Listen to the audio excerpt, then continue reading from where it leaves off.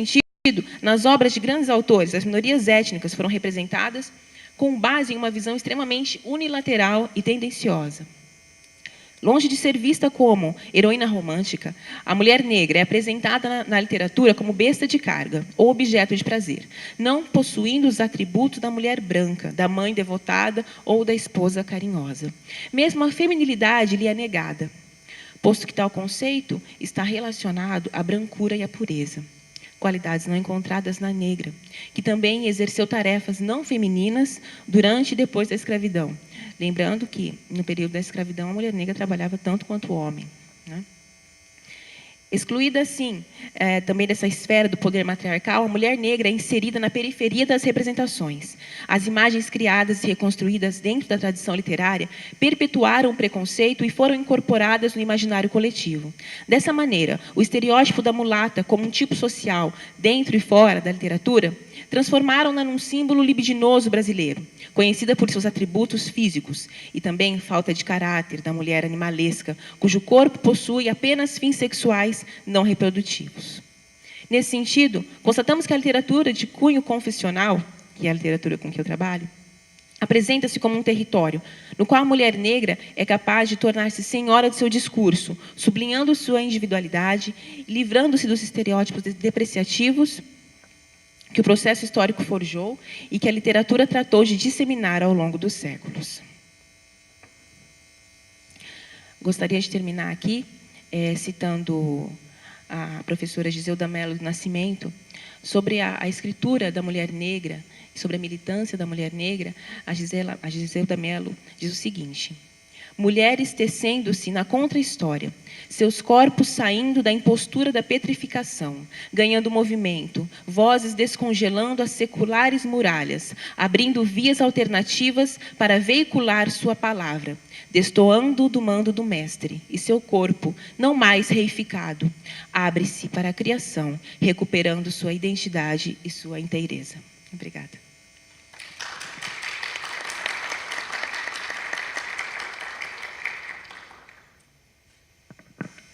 Gostaria de agradecer, então, a professora Marcela, né, pela sua contribuição aqui, trazendo especificamente essa possibilidade de escritura, né, dessa mulher negra que também tem voz, e principalmente dando aqui à mesa aí um olhar não só para a questão da diáspora africana, né, que geralmente ainda é extremamente masculina, mas trazendo a necessária discussão de gênero também, né. Numa próxima... depois, se puder, né, gostaria muito de ouvir mais também como a Carolina Maria de Jesus, principalmente, é uma precursora da nossa literatura negra aqui no Brasil, quando a gente acabou de ter a Conceição Evaristo ganhando um prêmio, né, pelos seus textos também, aí, mostrando essa escrevicência aí dessa mulher negra que fala. Então, muito obrigada, professora, e eu gostaria agora de chamar o professor Clésio Roberto. Bom dia a todas e todos. Eu separei para este evento o 9º Simpósio Nacional de Estudos Filológicos e Linguísticos, o trabalho Língua Portuguesa, um legado linguístico-cultural negro-africano. O lugar de onde eu falo, além de ser professor da Universidade Federal de Ouro Preto, atualmente coordenando o mestrado em letras naquela universidade, a professora Cassandra e eu coordenamos um grupo de pesquisa cadastrado no CNPq, que é o GEUCI-UFOP, e mais do que isso, nós três fazemos parte do Núcleo de Estudos Afro-Brasileiros e Indígenas. A professora Cassandra e eu, na Universidade Federal de Ouro Preto, e a professora Marcela, no Instituto Federal do Mato Grosso do Sul. Pois bem, além da identidade nacional brasileira, que reúne a todas e todos, estamos atravessados por outras identidades de classe, gênero, religião, etnias, gênero, idade, raça, língua, etc., cuja expressão depende do contexto relacional, e a identidade afro-brasileira ou identidade negra passa necessária e absolutamente pela negritude, enquanto categoria sócio-histórica e não biológica, e pela situação social do negro no universo racista. Enquanto processo, essa identidade se constrói paralelamente à identidade nacional brasileira, plural, num país cuja mestiçagem é inegável. O que interessa a nosso propósito é a identidade vista do ponto de vista da comunidade negra através de seu movimento social e de suas entidades políticas. O primeiro fator constitutivo desse fator é a história.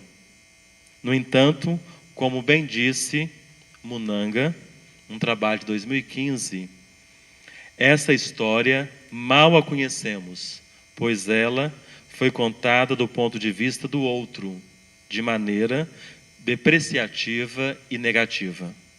O essencial é reencontrar o fio condutor da verdadeira história do negro que o liga à África sem distorções e falsificações. Além da história, outro fator constitutivo da identidade negra é a cultura. Religião, arte, medicina, tecnologia, ciência, educação, visão de mundo, etc., etc. Munanga atesta que, geralmente, quando se fala dos povos que construíram o Brasil, pensam-se logo em colonizadores portugueses, imigrantes italianos, alemães, espanhóis, árabes, sírio-libaneses, orientais, em especial os japoneses, etc. No imaginário coletivo, acredita-se que os africanos foram trazidos aqui, depois de sua captura, apenas como primitivos que chegaram nus, acorrentados, e como todos os primitivos, não trouxeram nada ao Brasil que importasse para ser considerado como uma contribuição digna de nome. No entanto, os aportes culturais africanos fazem parte do cotidiano de todos os brasileiros: culinário, artes musicais, visuais, religiões populares, etc., etc. E aqui ressalto que as línguas são também consideradas outro fator constitutivo de identidade. No caso dos afrodescendentes, as línguas se perderam no contexto escravista. Porém, não devemos considerar que a crise foi total, porque nos terreiros religiosos de Candomblé e de Umbanda, só para citar um exemplo, resistiu uma linguagem esotérica africana enriquecida pela língua portuguesa, que serve de comunicação entre os humanos e os deuses, constitutiva de identidades no plano da religiosidade negra. Daí a necessidade de ensinar algumas línguas africanas, de onde são oriundos os falares e cantigas religiosas, resistentes nos espaços dos cultos religiosos de matriz africana. Onde estão as universidades elitistas que não assumem e não propõem essa prática acadêmica e pedagógica? Por meio da língua, podemos entender marcas de africanias como a bagagem cultural submergida no inconsciente iconográfico do contingente humano negro-africano entrado no Brasil em escravidão, que se faz perceptível também na música, na dança, na religiosidade, no modo de ser e de ver o mundo. E no decorrer dos séculos, como forma de resistência e de continuidade na opressão, como bem disse e continua a bravar a etnolinguista Ieda Castro. Segundo Castro, se as vozes dos 4 milhões de indivíduos que foram transladados para o Brasil ao longo de 4 séculos consecutivos não tivessem sido caladas em sua história, por descaso e preconceito acadêmico, não haveria mais dúvida por parte de linguistas e filólogos, não só brasileiros, de que a consequência mais direta daquele tráfico foi a alteração da língua portuguesa na antiga colônia sul-africana, como de fato aconteceu com os falares caribenhos da esfera de influência afro-europeia. Essa alteração se faz sentir em todos os setores da língua portuguesa: léxico, semântico, prosódico, sintático, pragmático, discursivo e de maneira rápida e profunda na língua falada, o que deu ao português brasileiro um caráter próprio, diferenciado do português europeu. Sabe-se que a África é um contingente da pluralidade cultural e da diversidade linguística. O Brasil, por sua vez, diante de sua pluralidade cultural, tem na língua portuguesa uma dessas manifestações culturais entre tantas outras. No entanto, o português falado no Brasil já estabeleceu uma norma local e é a própria língua da maior parte da população. Investigar a presença de africanias, legado linguístico-cultural negro-africano, no nosso país, é um dos objetivos deste trabalho, ao se fazer uma análise descritiva e, sobretudo, comparativa entre o Brasil e a África. Tendo por base os princípios de Castro, nos trabalhos de 80, 2002, 2015, 2016, 2005 e 2017, este estudo também procura entender os fatos relevantes de ordem socioeconômica e de natureza linguística que favoreceram o avanço consecutivo da participação direta e indireta de línguas africanas na construção de nossa língua materna, o português brasileiro. Destaca-se aqui que não se pode omitir da história que o português falado no Brasil é uma língua não nativa, transplantada, como já defende Peter no trabalho de 2009, da mesma forma que outras variedades do português falado na África. Além disso, ressalta-se dessa história que o português brasileiro encontrou-se com as línguas africanas, primeiramente na África, considerando-se que esse contato prosseguiu em Portugal e estendeu-se para o Brasil, com a presença dos africanos escravizados, falantes de diversas línguas, falantes de línguas indígenas e falantes da língua portuguesa.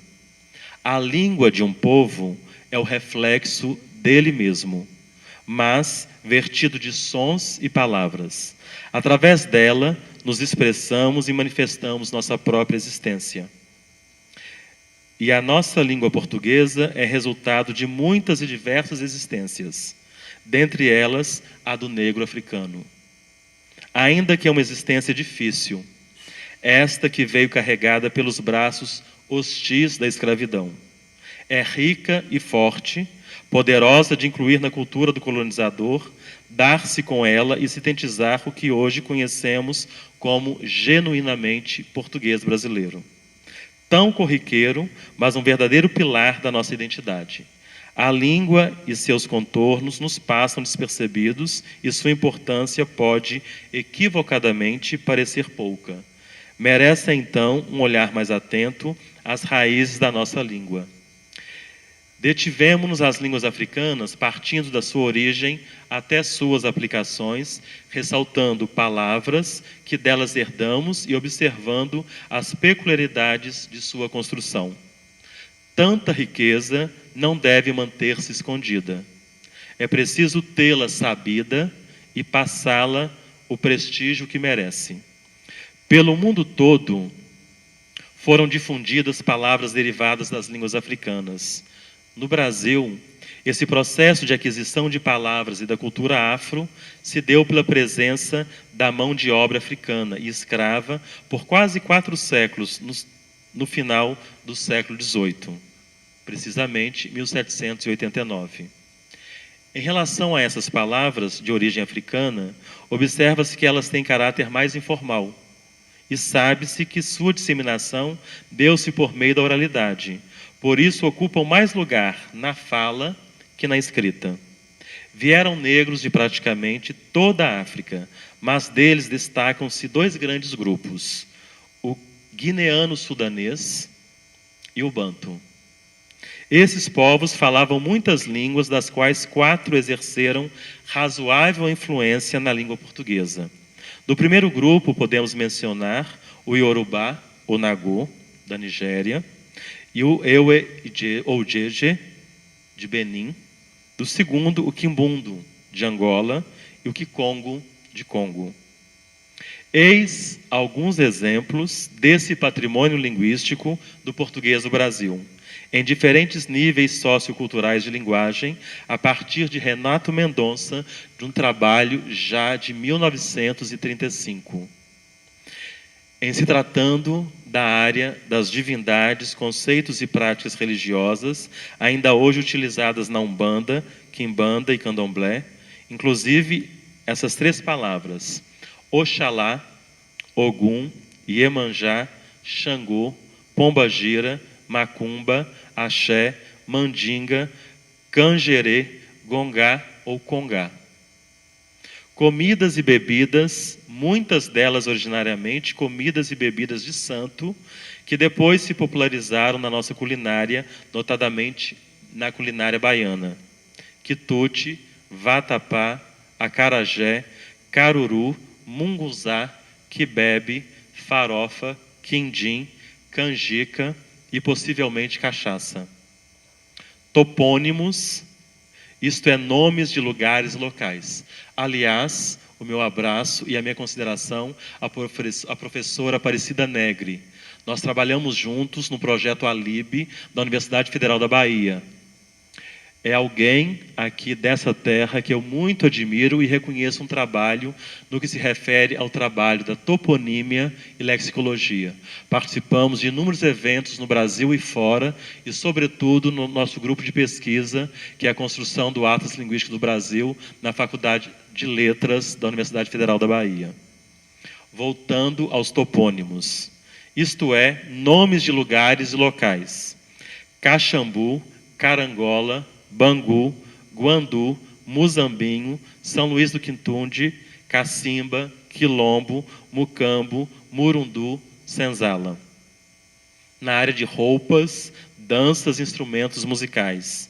Tanga, miçanga, caxambu, jongo, lundu, machixe, samba, marimba, macumba, antigo instrumento de percussão.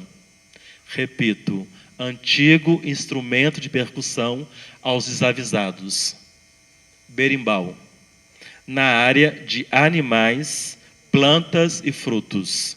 Camundongo, caxinguelê, mangangá, marimbondo, mutamba, dendê, giló, quiabo.